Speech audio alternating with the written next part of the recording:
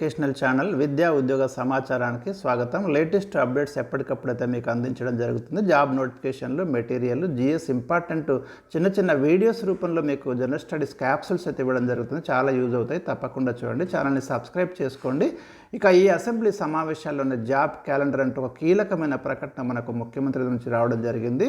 ఎందుకంటే job calendar release చేస్తామని మరి దాదాపు మనకు ఒక వారం రోజుల నుంచి న్యూస్ అయితే వింటున్నాం. తప్పకుండా మరి అసెంబ్లీ సమావేశాల్లో ప్రభుత్వం డెఫినెట్గా ఈ జాబ్ క్యాలెండర్కి చట్టబద్ధత కల్పించే దిశగా మరి దీన్ని ప్రిపేర్ చేయడం జరిగింది. కాబట్టి నిరుద్యోగులు ఇప్పటి నుంచి ఒక ప్లాన్ ప్రకారం ప్రిపేర్ కావడానికి అయితే అవకాశం దక్కింది. దీంట్లో మనకు నిన్న ముఖ్యమంత్రి స్పీచ్లో ఏటా మార్చి 31 వరకు ఖాళీల లెక్కలు, అంటే ప్రతి సంవత్సరం మార్చ్ 31 వరకు ఎన్ని వేకెన్సీస్ ఉన్నాయో అవన్నిటికి కూడా ప్రతి ఇయర్ నోటిఫికేషన్, అంటే జూన్ 2 లోపే నోటిఫికేషన్లు ఇవ్వడము, డిసెంబర్ 9 లోపు భర్తీ చేయడం, పర్ఫెక్ట్ డేట్స్ సహా ఇవ్వడం జరిగింది. మరి మేనిఫెస్టోలో ఏ హామీ అయితే ఇవ్వడం జరిగిందో దాన్ని నెరవేర్చే దిశగా ప్రభుత్వం అయితే వెళ్తుంది. ఈ ఇయర్ నుంచి ఎప్పటికప్పుడు ఫీ రియంబర్స్మెంట్ అంటూ మరి ప్రైవేట్ కళాశాలకు కూడా ఒక వార్త మనకు కనిపించవచ్చు. 10 ఏళ్ళు నోటిఫికేషన్ లేక నిరుద్యోగులు గోసపడ్డారు. ఇప్పుడు ఇస్తుంటే పరీక్షలు వాయిదా వేయాలంటున్నారు అని ఒక వార్త మనకు కనిపిస్తుంది. మరి డెఫినెట్గా జాబ్ క్యాలెండర్ అయితే రాబోతుంది. ఈ అసెంబ్లీ సమావేశాల్లోనే జాబ్ క్యాలెండర్కు ప్రకటిస్తామని సీఎం రేవంత్ రెడ్డి తెలిపారు. ఇకపై దాని ప్రకారమే ఏటేటా ఉద్యోగ ఖాళీలను భర్తీ చేస్తామని చెప్పారు. యూపీఎస్సీ తరహాలో ఎప్పటికప్పుడు ఉద్యోగ ఖాళీలను భర్తీ చేస్తాం, అందుకోసం జాబ్ క్యాలెండర్ తెస్తున్నాం, దాన్ని వచ్చే అసెంబ్లీ సమావేశాల్లోనే ప్రవేశపెట్టి చట్టబద్ధం చేస్తాం. ఇది ఇక్కడ పాయింట్ కీలకం.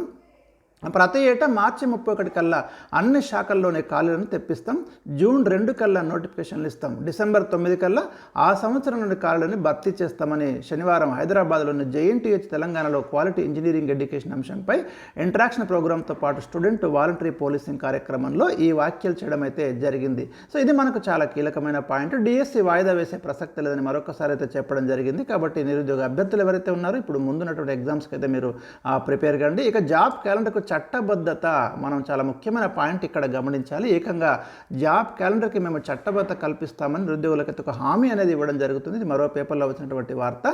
ప్రస్తుతం నోటిఫికేషన్ల మేరకే ఉద్యోగాల భర్తీ ఉంటుంది. గ్రూప్ 1 మెయిన్స్కి 1:100 నిష్పత్తిలో పిలిస్తే కేసులు, కోర్టులో ఇబ్బంది. ఇది ఆల్రెడీ 1:50కి డిసైడ్ అయిపోయి రిజల్ట్ కూడా ఇవ్వడం జరిగింది. ఇకపై ఏడాదికి ఆ ఏడాది ఫీజు రియంబర్స్మెంట్ కూడా ఇస్తామని చెప్తున్నారు. సో మనకు ఏ న్యూస్ పేపర్లో చూసినా కూడా ఇవాళ మనకు చాలా డీటెయిల్డ్గా ఈ జాబ్ క్యాలెండర్ గురించి అయితే ఒక పర్ఫెక్ట్ హామీ అనేది ప్రభుత్వం నుంచి లభించింది. కాబట్టి ఇక నిరుద్యోగ అభ్యర్థులు ఎవరైతే ఉన్నారో మీరు ఒక పద్ధతి ప్రకారం కనుక ప్రిపేర్ అవుతే డెఫినెట్గా మీకు యూపీఎస్సీ తరహాలో మనకు జాబ్ క్యాలెండర్ అనేది రాబోతుంది.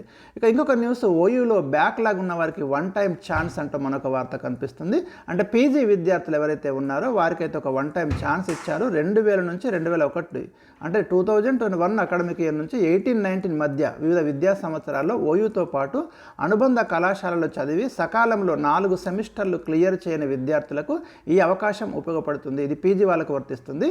గతంలోని హాల్ టికెట్, మార్కుల మెమో కాపీలను జత చేసి ఆగస్టు 16 వరకు అయితే ఫీజు చెల్లించాలి. 500 లేట్ ఫీజుతో ఆగస్టు 28 వరకు చెల్లించవచ్చు. పూర్తి వివరాలకు ఓయూ పరీక్షల విభాగం కానీ ఓయూ అధికారిక వెబ్సైట్ కానీ సంప్రదించాలని వర్సిటీ అధికారులు ఒక ప్రకటనలో పేర్కొన్నారు. సో ఓయూలో పీజీ చేసి ఉండి ఇన్కంప్లీట్గా ఉంటే మీకు చాలా ఒక మంచి అవకాశం అయితే ఇవ్వడం జరిగింది. సో బ్యాక్లాగ్స్ ఏమున్నా కూడా 1 టైంలో మీరు మరి కంప్లీట్ చేసుకోవడానికి ఒక మంచి గుడ్ న్యూస్ అయితే మీకు ఓయూ నుంచి ఉంది. సో అలాంటి వాళ్ళు ఎవరైతే ఉంటే ఈ వార్త అయితే ఉపయోగపడుతుంది. సో ఈరోజు ఇవి ముఖ్యమైనటువంటి వార్తలు. మరి మీకు మరిన్ని వార్తలతో మళ్ళీ తప్పకుండా నేను ఇన్ఫర్మేషన్ అయితే ఇస్తాను.